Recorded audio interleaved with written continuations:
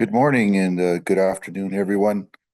Thank you for joining us for the fourth module of the Cultural Safety and Inclusiveness Training for the First Nations Child and Family Services Jordan's Principal Settlement Agreement. Today we'll be having our wonderful guest, my friend Dr. Lana Potts, who will be talking to us about the Indigenous cultural context that we'll be working in. Welcome, everybody, to our session today. Next slide. My name is Dean Janvier, and I'm from Cold Lake First Nations in northeastern Alberta. I'm Dene.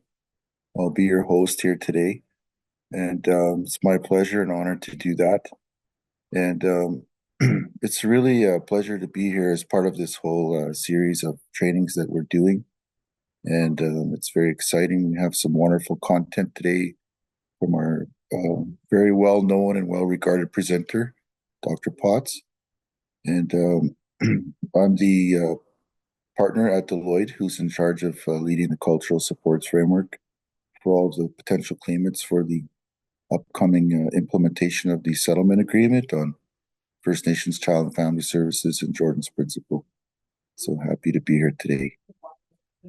We also have a disclaimer. So the information shared in this training and on our website is for general purposes only and doesn't represent the views or opinions of Deloitte. Deloitte is not providing advice or services by sharing this information.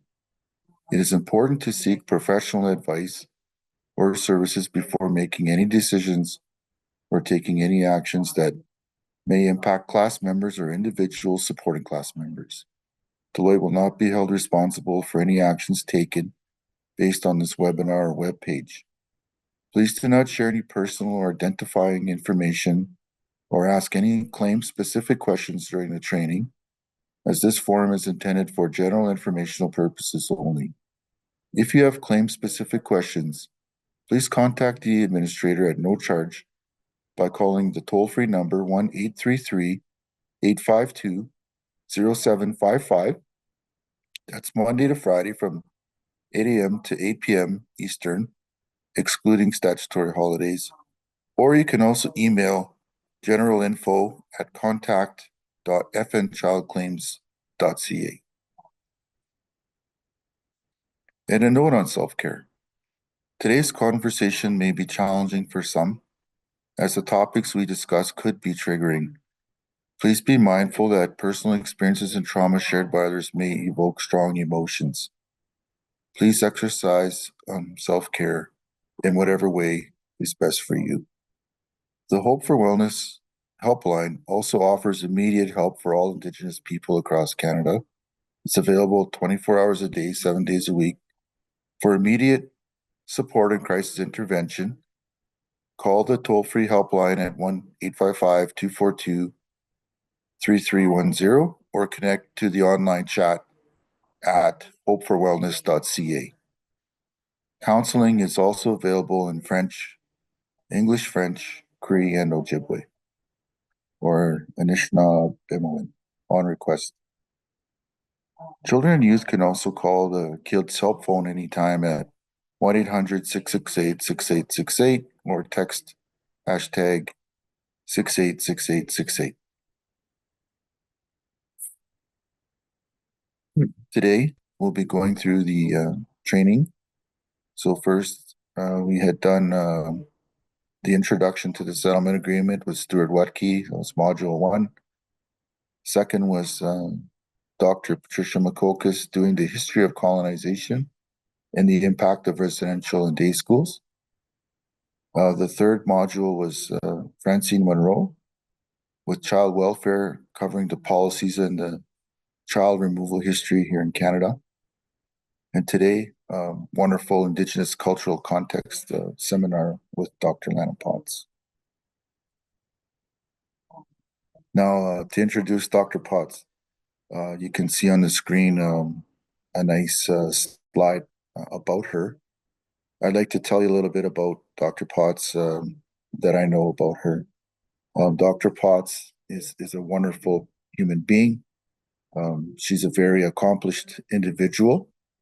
She's from Piikani Nation in southern Alberta, so she's Blackfoot, and she's spent a career in service of First Nations people across Canada, Indigenous people in the world, and she's dedicated to improving the health and well-being of our people, and also to promoting healing and wellness for us and for all Canadians as we move together to address some very long-standing issues and improve health outcomes, right, for all of us.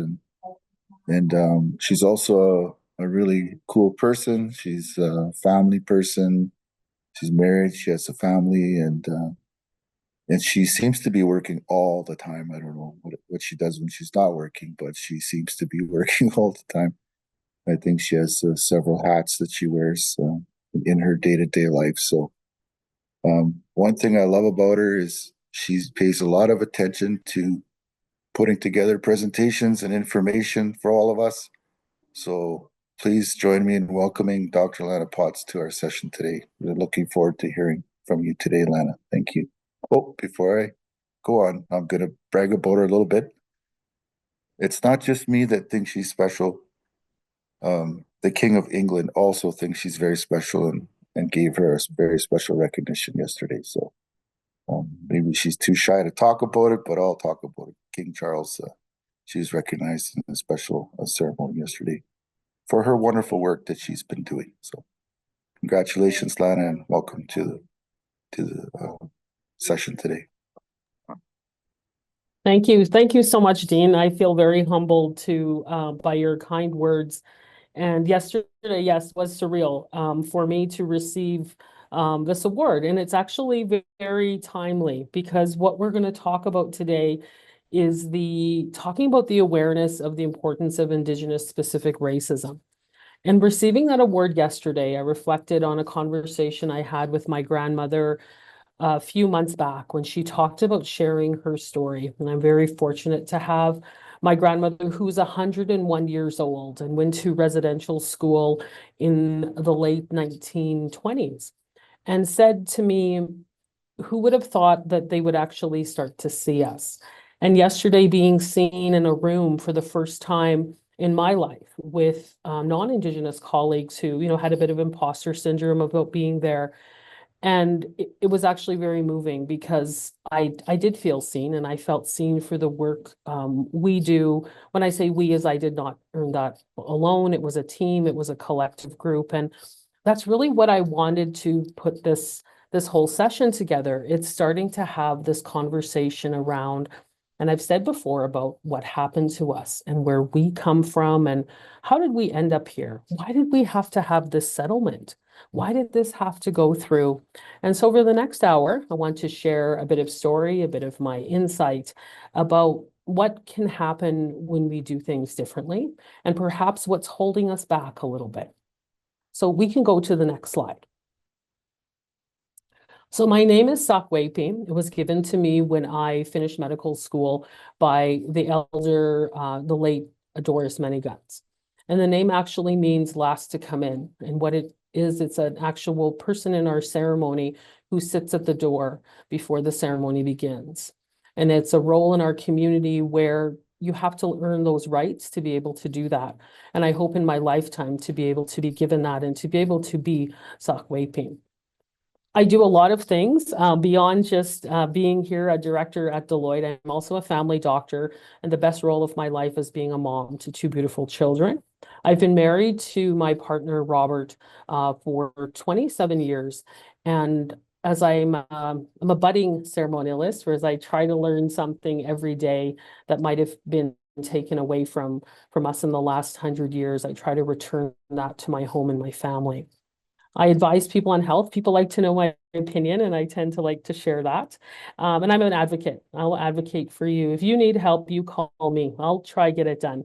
And I also was a nurse. I was a registered nurse way back in the 1900s, well, actually 2000s.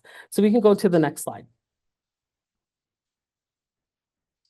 My teaching and what I share from you is not just from me. It actually is a collective ongoing journey from many people who I've had in my life, including presenters who've been here in the last few days, Dr. Patricia Makokis, Francine Monroe, Eugene, my adopted dad, and on the line is also my adopted brother, Dr. James Makokis. My family is in the teachings I get from them, the elders who've come and gone and into my life, who've given me strength to be here, who've given me strength to be able to share my truth, to be able to sit here and tell you things that I might have been afraid to say 10 years ago. And I was raised by a very vibrant woman who I lost too early in life, which was my mother, Hazel. And Hazel was a voice. She stood for the underdog. And she always told me, in the end, what people remember is that you were kind. And so always be kind, Lana, and be kind in doing the right thing. And I acknowledge the people on the slide and who've helped me get here and who continue to contribute to my life every day. You can go to the next slide. So my Aunt Beverly, my adopted mom, had said in a very powerful quote, "We can never communicate what happened to us unless we use our language and tell our story." So this is my story. In 1997, I had lost my mother in a very tragic accident. She was killed by a drunk driver. And I was left to raise my brother, and I'd gone through a number of years of just trying to figure out my life. And I always wanted to do something. I always wanted to be something. I always wanted to think that I could one day even sit here and tell this story. And I went through a lot of turmoil, and I went through a lot of trial, and I had gone to decide that I wanted to do better. And I began my journey to become a nurse. When I was in nursing school, I had always a dream to be a doctor. I had seen an event once where this doctor saved someone's life. He actually withdrew blood off the heart, and I thought, I want to do that. I seen a person come back to life, and I seen a family reconnected, and I wanted to be able to do that. I wanted to be the doctor you see in ER and Grey's Anatomy. I wanted to be able to give back. And I had an opportunity. And I never thought it would happen, growing up in a First Nations community, being an at-risk youth, checking all those boxes, which is another story. And I finally decided to pursue it. And so on May 31st, 2005, at 7:40 in the morning, I received an email. And go to the next slide. And this is the email. I opened this with my brother. I opened with this just down the street from where I am on 124th Street early in the morning. And we held each other and we cried and we rejoiced. And he said, "You did it, my sister." And I remember thinking about my mother, and I remember thinking about all the things that I could be able to do with being a doctor, because I got accepted to the Northern Ontario School of Medicine. And I moved across the country, and I sold everything I had, and I was the first to be able to do this. And when I got there, I was excited. I was going to be with my peers. I was going to be able to make a difference in my community. And I had just wanted to be a cardiothoracic surgeon. That was my dream. My dream was to be able to be that doctor who could withdraw blood off of a heart. However, when I got there, I realized that cohort of people see me in a different way. They didn't see me as a person who was excited and persevering a goal and wanting to work better for a community. They see me as lazy. They said that I got there because I had a brown face. They said I was living off the government. They said my education wasn't as good as theirs, even though I graduated with distinction from the University of Alberta, that I was dirty, that I probably brought disease. And in fact, I was actually accused at one point in medical school of potentially killing people because I hug them and because we shake hands. And this is how I was treated by doctors. And as learning to be a doctor, I started to think, and I started to, I sometimes fought back in a respectful way, and maybe not always so respectful within my trying to fight for who I was, and really trying to let people know that there was more to me than what they might have thought. And why I chose this picture in what you see here is not that I like to walk around in a white coat. I actually am probably very anti-white coat. is I was actually accused when I worked as a medical director for an Alberta Health Services organization of not being allowed in a building because they didn't believe I was a doctor, even though that was my place of employment. So I used to have to wear this with my sign and with my name tag. And even though I wore it, I was still challenged if I worked there. And so I thought to myself, if I'm going through this as Dr. Potts with the privilege, and I speak of this before, what are people going through? What do people understand about us? What do they actually know about what us and our history? And what do we really need to talk about? You can go to the next slide. And so I gave a lot of thought to what do they need to do? That we talk about residential school, we talk about 60 Scoop, we talk about the Indian Act, but nobody likes to talk about racism. The R word is a hard word to talk about. I see it in rooms, I see gasp, I see looking away. It's like, oh no, not this again. I've actually been told even by some of my colleagues, you know, Lana, you got to quit with that Aboriginal drama. That's enough. And so I thought, you know what? I'm going to use this platform to be able to help us understand how it impacts us and how it impacts us as a society and how we value Indigenous people. More particularly, how do we value Indigenous children? And so we need to talk about this. So over this next little bit, I want you to lean into it. If it feels uncomfortable, that's okay. Figure out why that's making you uncomfortable. Figure out that this is not necessarily about you. Figure out, is it your bias? Is it something that might be triggering you? Because it's something that I do face every day. It's something that I can't lean away from. It's something I have to walk into. And so we're going to talk a little bit about this over the next while through different avenues. And you can go to the next slide. So for those who are not familiar with this beautiful young soul, her name was Tina Fontaine. And in 2014, Tina Fontaine was actually found unalived in the bottom of a river, sort of a lake, and she was in a duvet cover, weighted down with rocks. And she became the face of MMIW. And she also became the face of us starting to maybe look at what's happening to Indigenous children in care, because there's lots of complexities with Tina's story.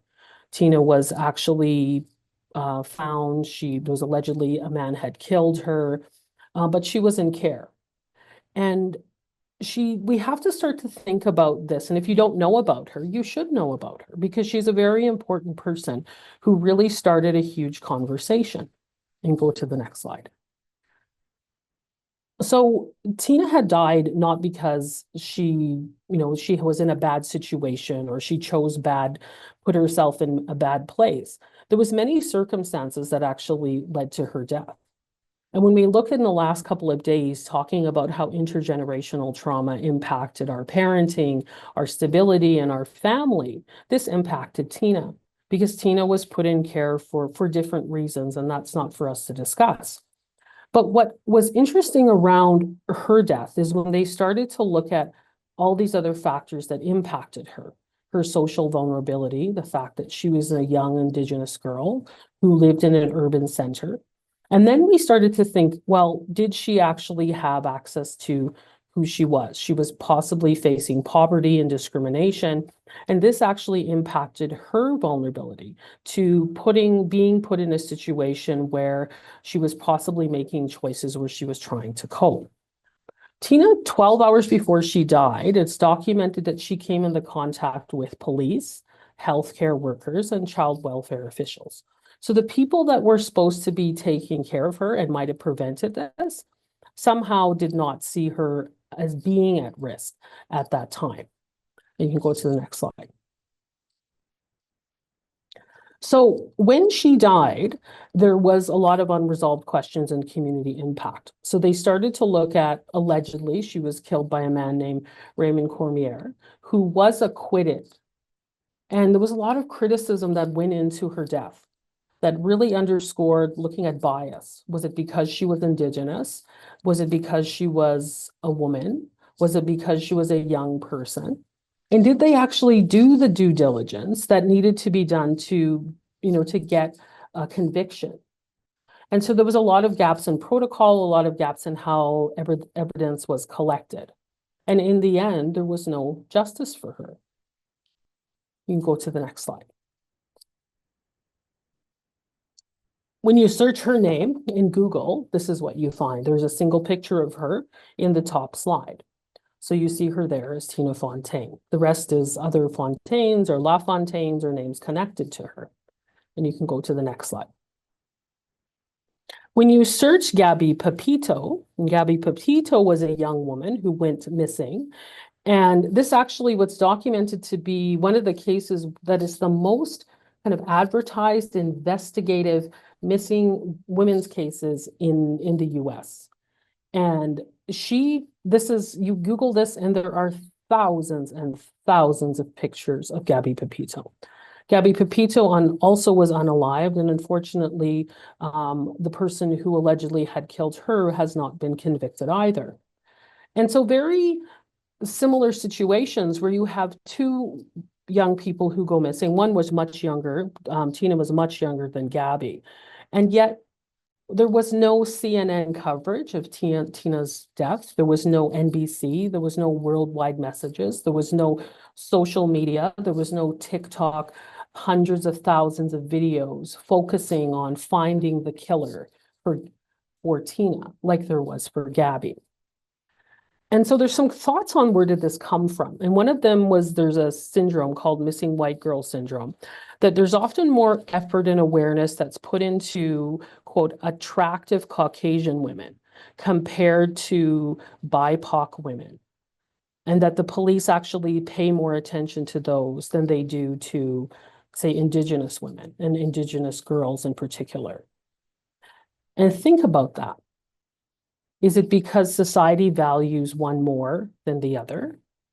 Who does society value more than the other when they're putting resources potentially in one case and not the other? We can go to the next slide. So this led me to start to think about value and where this comes from and where do we come from and how is that connected? How does society actually value us? Where did this start? Well, it started with this quote, and then it's a very popular quote, which has been shared around solving the Indian problem.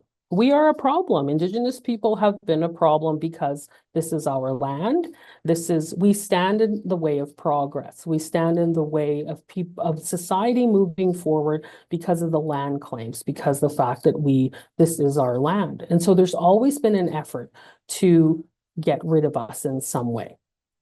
And so Indigenous specific racism, you can go to the next slide, was really for the first time when I talked about, hey, people don't like me just because I show up in the room. People don't like me just because I'm an Indigenous person. And I used to people say, oh no, that's not true, Lana. You're making that up. That's actually not a true statement. People do like you. It's in your head. It's the system. You just need to kind of just to go with it. Just listen to those doctors. Just sit there and take the abuse because they do like you. And then this term came forward, which was, this is looking the fact that there is racism. And this racism is really rooted in the historical colonial practices that have actually manifested over the years. And this internalized different forms of discrimination that have impacted us as Indigenous people. And that's what we need to start to talk about. In this picture that I found online, again, also a clear statement, I do not own any rights to any pictures or videos in this presentation, is that these were actually advertisements in newspapers around how we as Indigenous parents were not good enough to raise our children. And they were advertisements how they were safer in non-Indigenous hands. And it's clear there. Safe in your hands. These are statements that were run in newspapers about how all these children needed better homes that Indigenous families couldn't provide. And these were run through child welfare organizations. You can go to the next slide. So racism has a huge impact on us. We may not think it or we may not see it every day, But Canada is one of the only nations in the world that continues to use legislation to limit access to services and benefits for Indigenous people on the basis of a descent criteria. I'll pause there. We've heard this before. We've heard this before way back in the, around race-based segregation. That's exactly what happens to us as First Nations, Inuit, and Métis. That's how they decide how we get care and how we get information. And this has actually led to historical trauma. And historical trauma shows up in our communities. It shows up in our people. It shows up in how we trust the system. And it actually contributes to the perpetual issues that hinder our ability to work together, our hinder ability to actually want to feel like we belong somewhere. And so there's a need for people to see us. There's a need for us to be able to say, we are here. We need to start to talk about these conversations. You can go to the next slide. So I want to step back a little bit and talk a little bit about racism. I'm going to go back to convince that doctor who's said to me, racism doesn't exist in Canada, when actually it does. So there's a theory on racism. So racism really starts with this falsely presumed biological fact that we were less than. So we were not, seen as real citizens. We know about the papal bulls around, exterminating Indigenous people around the world. We were not seen as human beings. And through that, there were societies that were created, that there was a basis that we were the other. There was always an us versus them. And this false assumption that we were not good enough, we were not smart enough, we were actually, the word savages was used and is actually still used to describe a lot of our communities and how we actually functioned. So then race then becomes this construct of, well, looking at different groups. So the groups of being different races carry different characteristics. And then this leads into racism. And this is actually embedded into society. It's embedded in how we do things and our personal beliefs. And so this is where racism comes from. It starts from teaching someone that, those people with purple hair cause trouble. They're not smart, they don't listen, and you get taught that all your life. And so for generations, when you meet someone with purple hair, you may think, well, yeah, maybe they're not smart enough. Or when they show up, they're just here to cause trouble. Or when they show up, maybe they just get free things because they have purple hair. And that's exactly what has been taught in society about First Nations people. You can go to the next slide. And so racism shows up, and this is where it's hard to talk about because we think it just shows up in personal. We think we just the name calling. The name calling when I was a young girl and I was called a squaw when I'd show up, in class as a little grade 1 kid. And the students in my class would call me the little squaw. And this was acceptable in the Catholic school that I had to go to. And that's often what we associate racism with. But racism actually shows up on 4 levels. So personal, our personal beliefs and prejudices and ideas that we may have about people. And then we also have the interpersonal. So the expression of racism between individuals. And this can show up around bullying. This shows up around looking at the fact that, how we think about each other. And then the institutional. So looking at the treatment and the policies. So how then do we have funding for Indigenous people? How then do we have funding for different programs around health, around education, around child welfare? This can show up in those policies. And then structurally, it shows up, especially for Indigenous people, with the Indian Act. So the policies that actually govern status First Nations people and those that fall under the Indian Act on how we're governed and how we were governed and how actually we could live within Canada, from going to school to actually being able to, go a lot of times, for example, when people went to war under the Indian Act, when they came back, they would sometimes lose their status.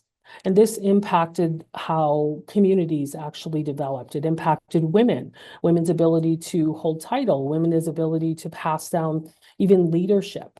And so all of these structural ways are racism because they're actually geared towards a certain group of people. And talking about it in the context, it impacts us as Indigenous people in a very different way and also in a daily way.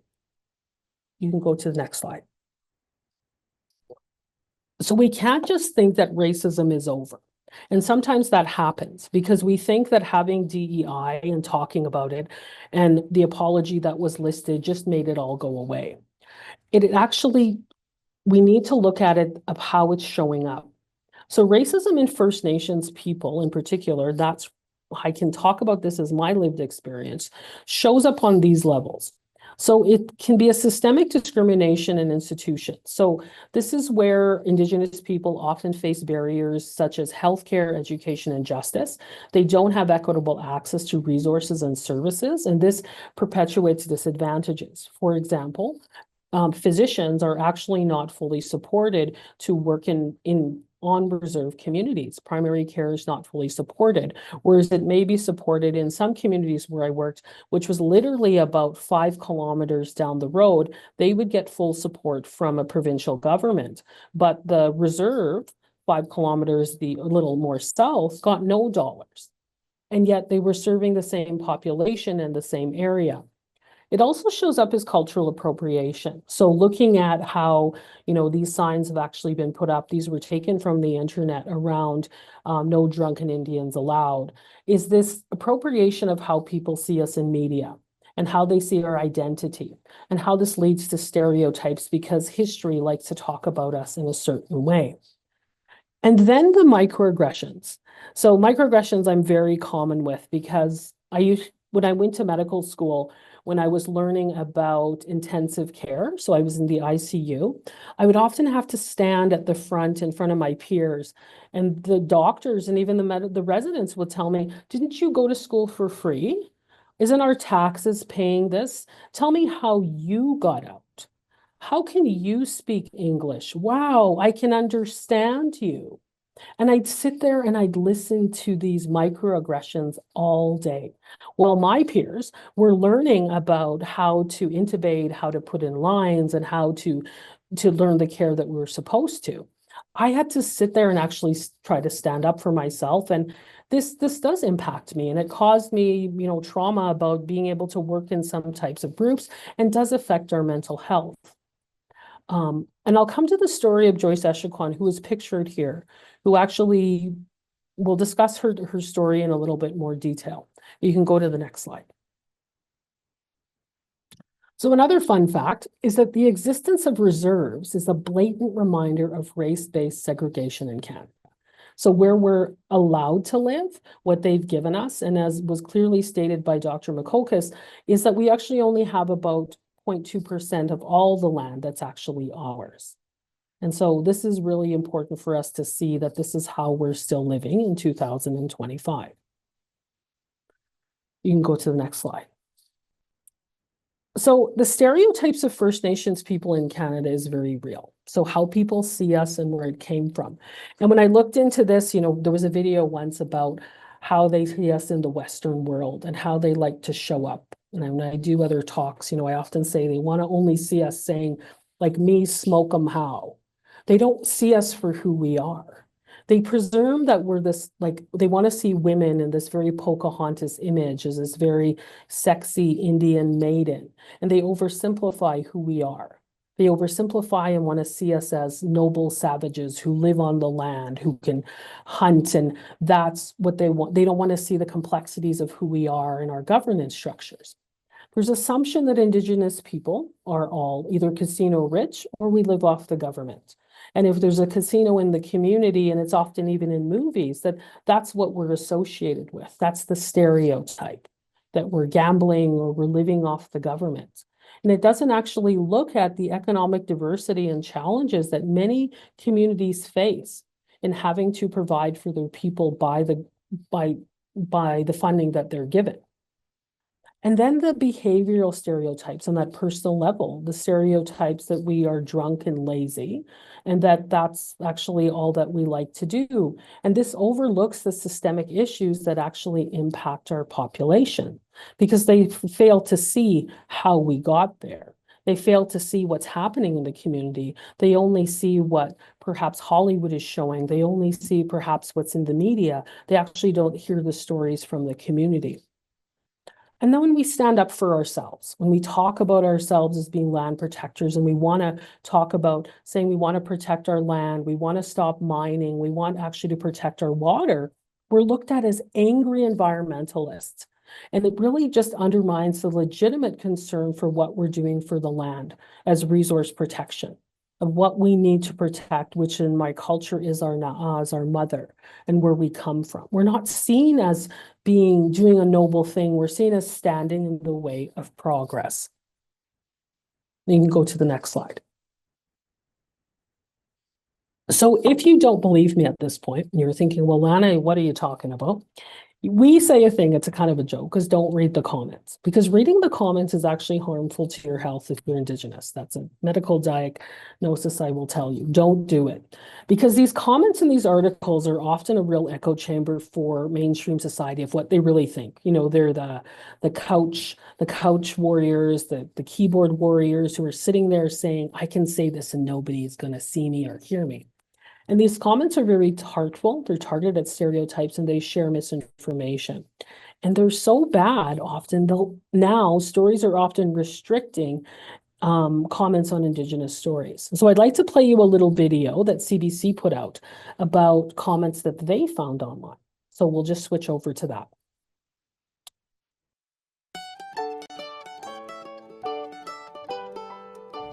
You should go play in the park near us where the Indians play and murder and beat people. So what? Now they want the government to oversee their drug use, their unprotected sex lives. These people know the risks of their lifestyle. They used to feed off the buffalo. Now they feed off the white European. First Nations are not responsible enough to be given control of anything. Strange how the choices and ways Aboriginals choose to live their lives are always the fault of government, police, or the white man in general. Maybe if you didn't drink, do drugs, prostitution, etc., you wouldn't get murdered. That etc. gets you every time.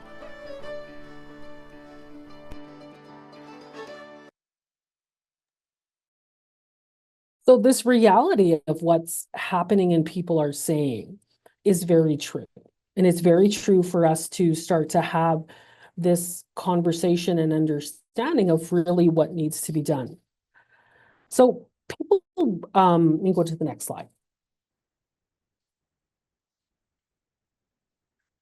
Is in 2012, this is just another example of incredible movement that wanted to talk about really just that, talk about the environment, starting to talk about our issues, starting for us to see the truth about who we are. It was led by 4 women, but it was never really seen that way through our eyes as we sang and we danced and we gathered.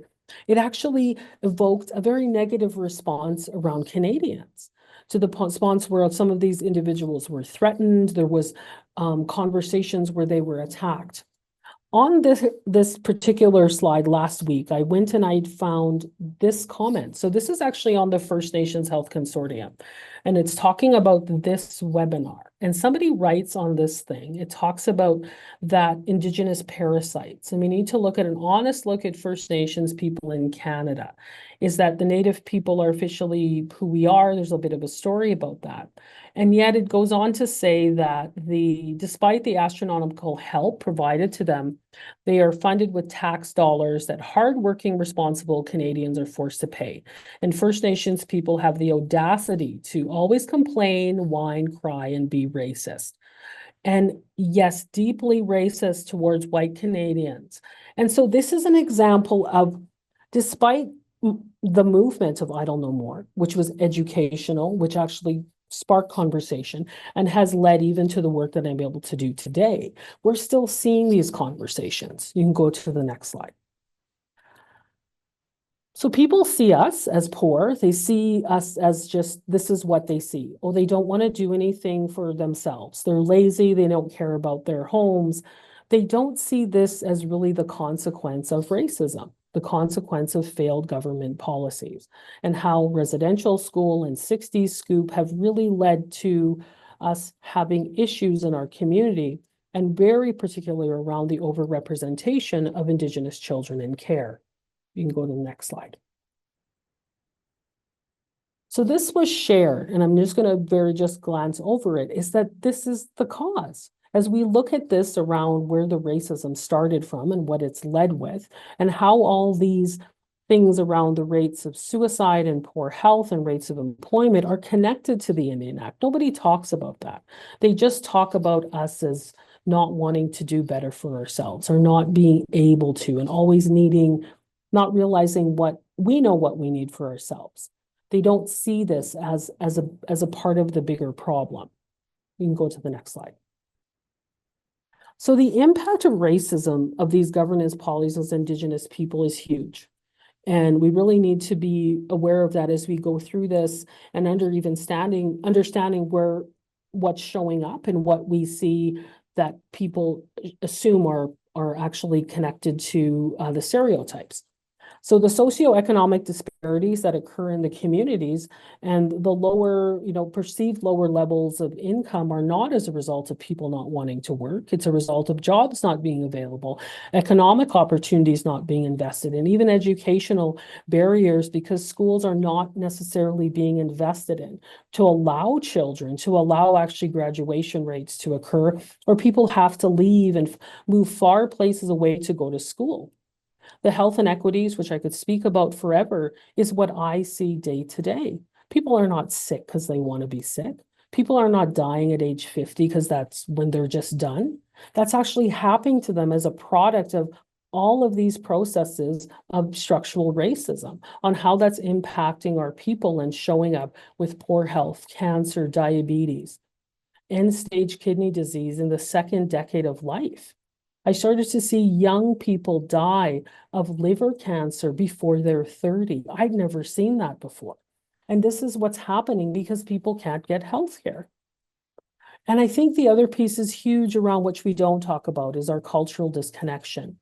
And it's the idea of what we're not able to, what was taken away from us, but also we're saying what we need. Is when things were taken away from us, it wasn't even 10 years ago, I never would have introduced myself as Sakwaping. I was embarrassed. I was terrified for people to know that I was Indigenous. And now that disconnection, when we talk about it, we realize how it impacts people, how it impacts who they are and their mental health. And so this is what's showing up in Indigenous people. You can go to the next slide. So what do we need to do? How do we move forward? We move forward in a way that you hear all the time, trauma-informed care. So what is trauma-informed care? You can go to the next slide. Trauma-informed care is not a term that I own, but it's something that I do study and talk about. And it's actually done for us to start to realize what's going on. So we start to talk about the truth-telling, recognize the signs and the symptoms that are happening in families. So people dying at 50 is a symptom of trauma. People getting sick at 20 is a symptom of trauma. The opioid crisis, a symptom of trauma. The large number of children in care, a symptom of trauma. And so getting into the respond and the resist and re-traumatization is really looking at responding of what we need to do and providing more, not so much re-traumatizing in the sense of bringing the trauma back, but relearning about how we actually respond to the trauma. You can go to the next slide. So there's a huge link between trauma, racism, and high rates of children in care. This is actually a well-known fact that the overrepresentation of Indigenous children is a direct result of all the inequities we talked about. The socioeconomic disadvantages, the inadequate access to culturally relevant supports, and these factors are rooted in the historical justice. We'd learn one thing, remember it's not our fault, things have happened to us. And so the removal of kids over time has really led to their disconnection from their identity and who they are. And this impacts their well-being. This impacts their social fabric about who they are and what they can achieve. And this leads to their feeling belonging. There's actually reports that have come out around youth wanting to know who they are, wanting to be proud to know their, in our culture, we say our spiritual name or our Indian name, to have belonging and to come back to being a part of community cohesion. And so this is what we need to start to talk about to be more trauma informed. You can go to the next slide. So a well-known fact, our care rates are high. In Canada, 53.8% of children in foster care are Indigenous, but they only account for 7.7% of the child population. And these trends are not necessarily going down. They're rising, and they rise each year. And children that are in care actually have less favorable outcomes. They have longer waits for adoption and higher likelihood of aging out into a system and not having that family structure and really having their vulnerabilities exposed and perhaps not being that best person.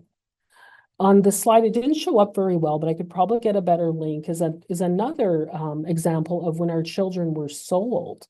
So they were actually offering a donation of $10 for the little Indians, and you actually can get, at this point, a little Indian child to go spend time with you because there's nobody there for them to love them.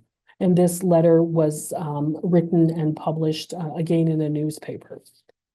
You can go ahead, go to the next slide. So my colleague, Dr. James Makokas, actually, wrote this as racism to be, really a cause of death. And we've heard this and we've talked about this. And it's so important for us to recognize that racism actually can kill us. And that's why we need to talk about it. And in the fact of Joyce Echaquan, who was a lady who died, she died filming her death. She was on her bed filming the nurses who were spouting horrific words and insults to her because she was an Indigenous woman and withheld care. And she heard the cause of death for her was racism. In the case of Brian Sinclair, who was also died in a hospital after waiting 30 hours because nobody cared. He didn't matter. He was an Indigenous man. He's just another Indigenous man who's sitting in our emergency room who maybe wasn't worthy of care. And had they done something, he might be here today.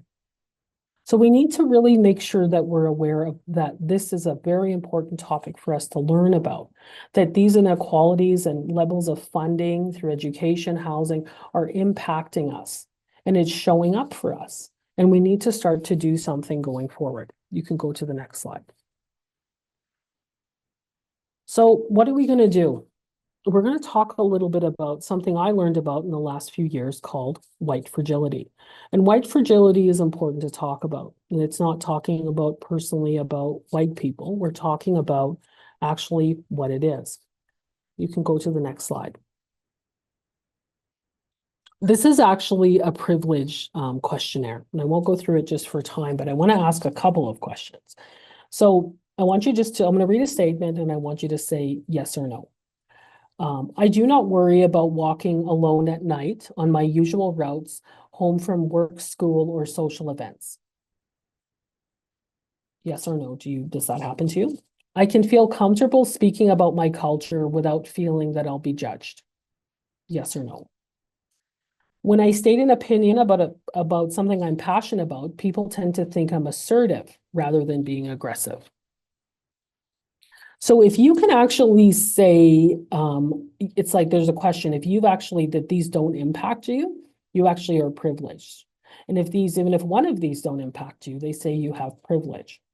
And so that's just something to think about when we talk about how the word privilege and how we actually, as Indigenous people, are impacted about walking alone, about speaking about our culture, about not coming across as the angry Indian woman if I'm actually standing up and advocating for, for children or people in healthcare.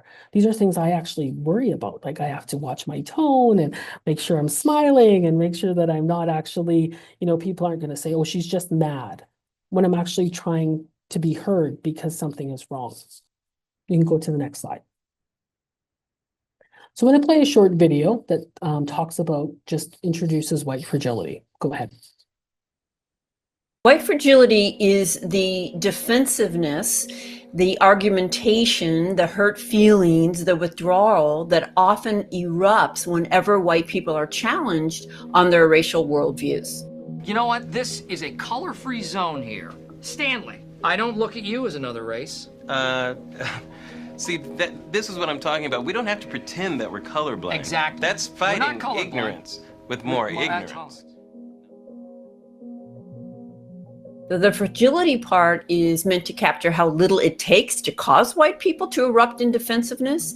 But the impact of that defensiveness, however, is not fragile at all. It functions as a kind of everyday white racial control by making it so difficult for people to challenge us on our unaware assumptions and biases that most of the time they don't. And so it functions to keep everybody in their place and protect the racial hierarchy. No, I'm not a racist. I am the least racist person you have ever interviewed. That I can tell you. Some defensiveness is natural. It's a natural part of the process. The key is that you must move through that defensiveness. It's defensiveness that functions to refuse to engage, to protect a very limited worldview, to let in no information or no challenge. Guys, come on, okay? I just want to be able to do and say whatever I want, whenever I want, and I don't want to have to think about the world's problems.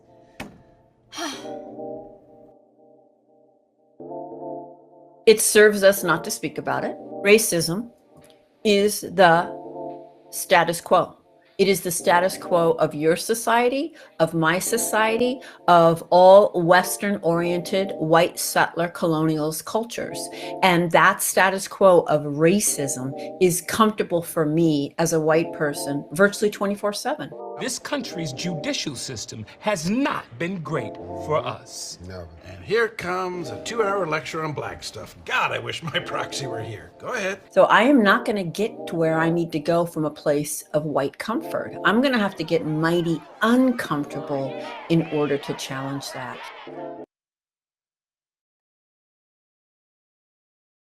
So I actually chose to do that video because I was even nervous about explaining white fragility as a brown person. I was concerned about potentially offending someone. But it is something we need to consider because it is a huge part of why we can't move forward with, we know what's wrong. We know what we need to do. It's not that racism is a new thing we're talking about. It's not the issues of Indigenous people have not been talked about for the last 170 years. But there's something holding us back. And when I read this book by Robin DiAngelo, it actually helped me think about how I need to do some of this work. And so, next slide. White fragility is huge because it really is these defensiveness. And it was a way of me really understanding around these defensive behaviors and why my physician colleagues got angry when I talked about racial topics or when I brought things up, or why they were just saying, it's just, we don't need to talk about that. We don't need to look at that. You just need to get over it. You just need to move forward. But white fragility has an impact on racial equity. It really it's this discomfort of white individuals that can obstruct this acknowledgement of racism and those that are in power. And it really prevents meaningful engagement because it holds it back. There's a built-in inherent advantage with it. It's just that it's normal. It's this power of accumulated power and the power of the benefit of the doubt. You can go to the next slide. So the power of the benefit of the doubt is really this idea that it's okay, they're safe, don't worry about us, we're fine. Don't have to worry about them. It's this idea that white people are less likely to be followed and interrogated or searched by law enforcement because they look suspicious, that white people's skin tone will not be a reason people hesitate to trust their credit or financial responsibility. And the personal faults and missteps of white people will likely not be used later to deny opportunities or compassion to people who share their racial identity. And the case I'm going to talk about is this one. And if white people are accused of a crime, they're less likely to be presumed guilty and less likely to be sentenced to death and more likely to be portrayed in a fair, nuanced manner by media outlets. And this is the case. I want to talk a little bit about Colten Bushy. You can go to the next slide. So Colten Bushy was actually killed by Gerald Stanley. However, Gerald Stanley was acquitted. And Colten Bushy's death was not necessarily an isolated incident.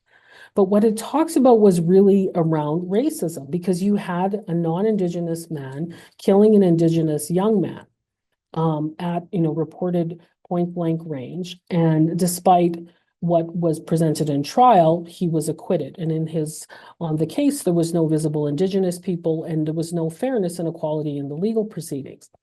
But he's not the only case, because the cases of John Styrus, Pamela George, Cindy Gladue, Leo LaChance, and in Calgary, a person who I know with Joey English, is very similar situations where Indigenous people lives were taken by non-Indigenous people and the justice really was never served.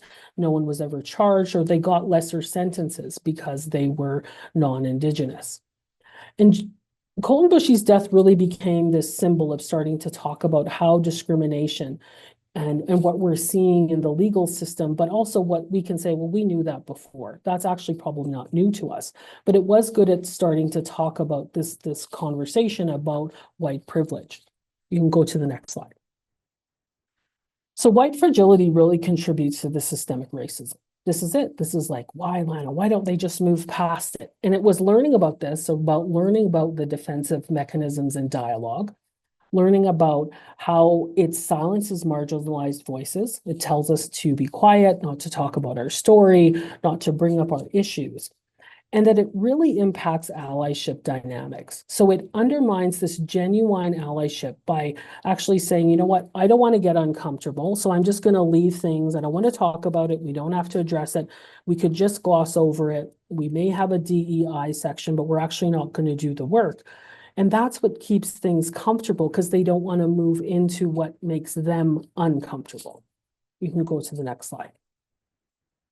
So the role of white privilege on Indigenous rights. This is a statement that I found that said, white privilege reinforces systemic inequalities that undermine Indigenous rights, leading to disparities in access to resources, representation, and justice, and thereby perpetuating cycles of marginalization and oppression.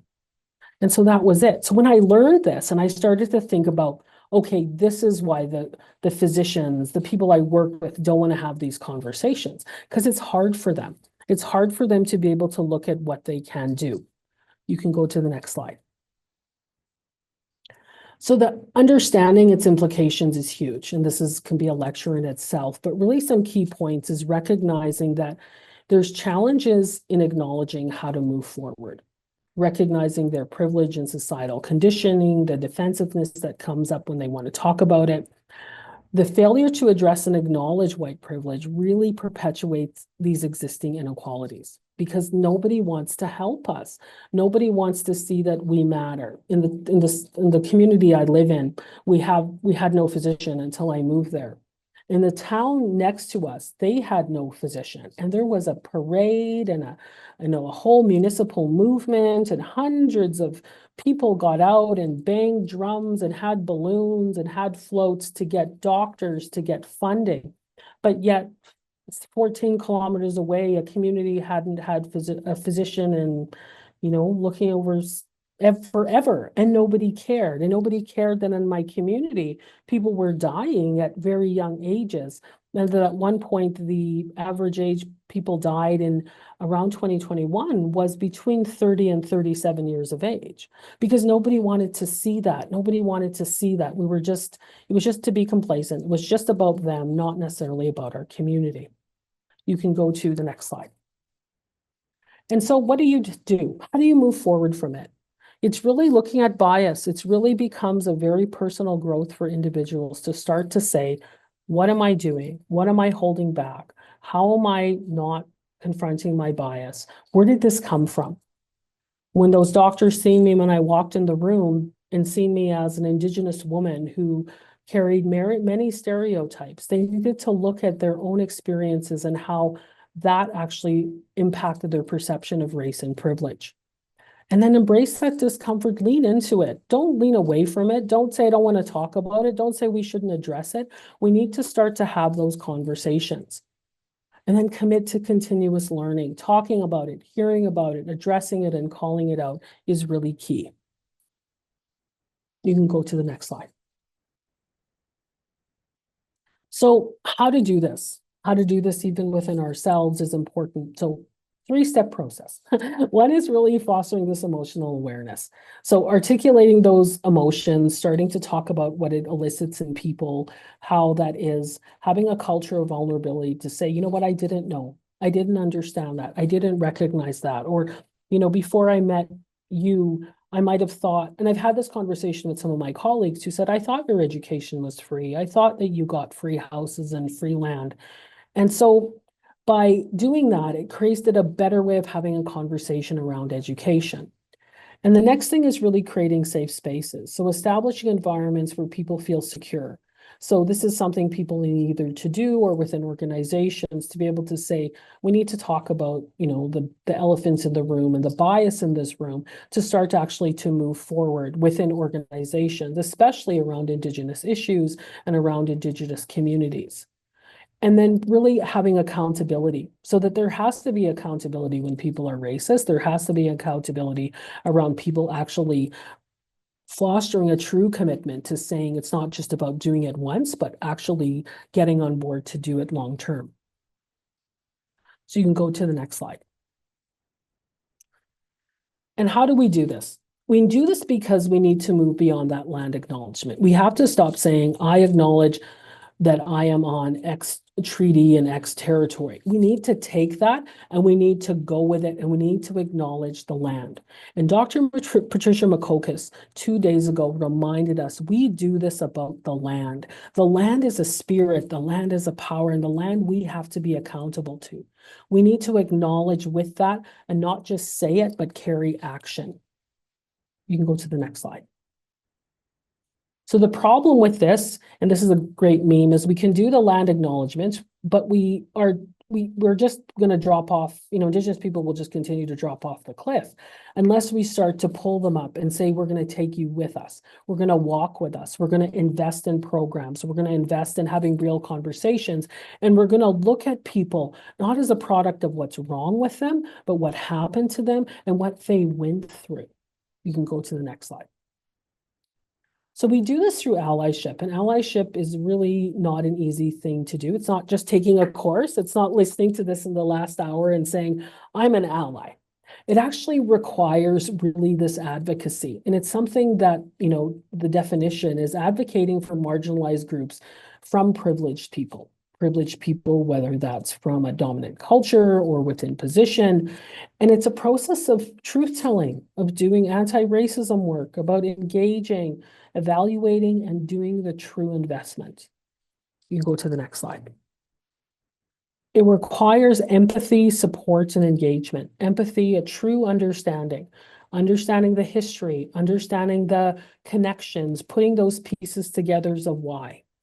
Building those supports, not just saying, but actually using the power to say, we need to amplify Indigenous voices. We need to employ qualified Indigenous people to lead Indigenous initiatives. We need to ensure that our actions align with our words and the t-shirts that we wear. Rather than just saying we're just going to do it, we're actually going to step aside and we're going to show up. And then really engaging around looking at how we promote equity and justice, talking about it, creating accountability, creating impacts to move people forward. You can go to the next slide. Another way to do this was a term that I just became familiar with, which was upstanders and confidence. And this is Sheila McLean. And Sheila McLean was one of the only non-Indigenous women who was a part of Idle No More. And she's an incredible woman and a speaker and an advocate against racism. And she speaks about white privilege. She speaks about white fragility, to talk about how that really is needed and how we need to do that. And so as upstanders, they challenge toxic policies. They call out the harassment, the racism. They criticize company positions. And then confidence, I consider myself a bit of a confident as a doctor, which is even listening to points of view, trying to build bridges to get something done. So there's different ways that this can be done in our everyday life, and even taking this training and the work and that you're going to carry forward as working with the claims program or learning about it, is being able to say, I know something, I know a little bit more, so we need to do things a little differently. You can go to the next slide. Recognize our perspectives on truth-telling as Indigenous people, that we know what we need, and our voices is what needs to be at the table. And that what needs to happen is related to the significance as our evidence is in our culture, in our story, in our prayer. And that's actually what what we know we need to invest in. And that our healing processes and what we need to be invested in comes from our ceremony, comes from our relationship, comes from investing into Indigenous practice, from health to education to child welfare. And that reconciliation is not necessarily something we knew how to get along. We knew how to build community. We knew how to work together. And by recognizing and investing in those complexities about how we move forward with us at the table, with those voices, not talking about us, but with us, is how we do this. And this is a part of what's needed and along with the allyship. And what you see here, I want to acknowledge the first picture is my uncle Alan. And Alan Part is he was a huge advocate. He's an elder and he's with me every day, who always said to me, Lana, you always need to speak your truth. You always need to fight for what's right. And that's what truth telling is. It's about fighting for what's right and how we need to do this healing. You can go forward. So allyship is not a passive act. It's not just going to Walmart and buying the t-shirt and wearing it on the 30th and then throwing it in the closet. It's not just making the sign for George Floyd, but it's acting for George Floyd. So allyship is not virtue signaling. It's not just saying what's in the news. I need to wear the shirt. I need to put my Black Lives Matter on my, my social picture. It's actually more than that. It's not just the company that changes their terms or puts a token position. Those are not allyship. It's an active thing. And a lot of companies do that. They want to change their public image. They may change their name or change a room to an Indigenous room, but they need to do the investment. You can go to the next slide. So 3 ways to do this. We're going to talk about this just very briefly. So one on a personal level is really looking at how we go forward is commitment to lifelong education. So continue to work with allies, work with your colleagues, have that introspection and personal growth. Even as Indigenous people, I had a lot of learning to do, I would say, in the last 10 years of realizing what happened to my community, what happened to my people, and really fostering a better understanding, a way of challenging the system through that. And then having Indigenous voices is, you need to have them, you need to talk with them. That's where the evidence comes from. You can go to the next slide. That community initiatives, especially moving forward around understanding, particularly with this case, with the child welfare settlement, is around being trauma-informed. That the communities have, that all the programs have to be culturally relevant to the community. Not a pan-Indigenous approach, but a distinctions-based community approach that's grounded in Indigenous healing and practices, that fosters resilience, especially around children that are in care, left care, and that need to reconnect because of the child welfare care programs that did exist. And that collaborative training needs to be there for caregivers, for people that are providers, and really ensuring these are trauma-informed, trauma-educated, of understanding that historical trauma, learning the history, learning what the Indian Act was, learning what residential school was, and then empowering through community engagement. So really taking that, like I stated, the communities know what they need. Go and talk with them, but invest so kids can be empowered. They can sing, they can learn their language, they can, 50 years from now, you have triple the language speakers in any community. That's where the evidence is showing, and that's what the voices are saying to us. You can go to the next slide. So on a policy level, drive by data, Indigenous-driven data, get that data, talk to the communities, get information and use that. Use a culturally informed practice in what we do and how we deliver programs, and ensuring that we're aware of where racism came from, how it's embedded in history, but how we need to break through. And then very community-centric support systems. So prioritize community funding and investment to provide holistic supports for Indigenous families, to reduce the need for child removal, because people don't need their kids taken away. They need investment. They need families. They need those family structures put back together. They need help. They need money. They need food. As a doctor, I feed 50 to 60 people a day with just a little snack bag. And I realized, just the joy and connection it brings to people around food And it's just this way of them being able to say, now I need help building trust with me as a physician. It changed that. And now we can go to the next slide. So I want to close with this. What you'll see on the left is what I believe is our ideal world. I live in a fantasy life that long ago, when we lived on the prairie, the dog days with the buffalo, our families were together. Our lives were together. We relied on each other. We lived in a world of Gitzigakamim, of love, and Gemepi Matsin, of being kind to each other. And things happened to us. Our children were taken away. We went to residential school. The Indian Act has been, the ruling law over our lives. And what we see is that product of that. But we also see a resurgent that we're here and we're talking about it and we're showing up for what matters. And so just something that was said to me recently, that wisdom comes through and change comes through listening, comes through our heart. But most importantly, remembering who we do this for. We do this for our kids. So continue to fight for them, continue to listen, and continue to know that everything if we do for kids will create a better future. Thank you.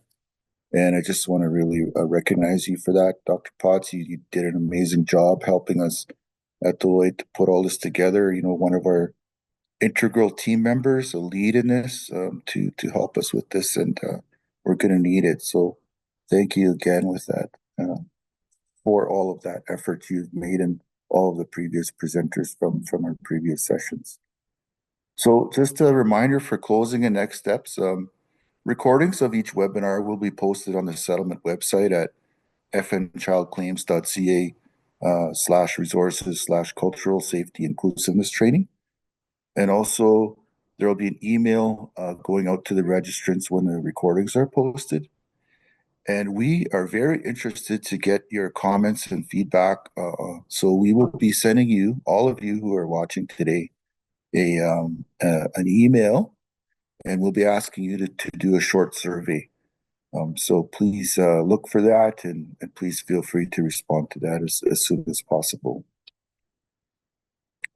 So with that, we have also a reminder about additional resources.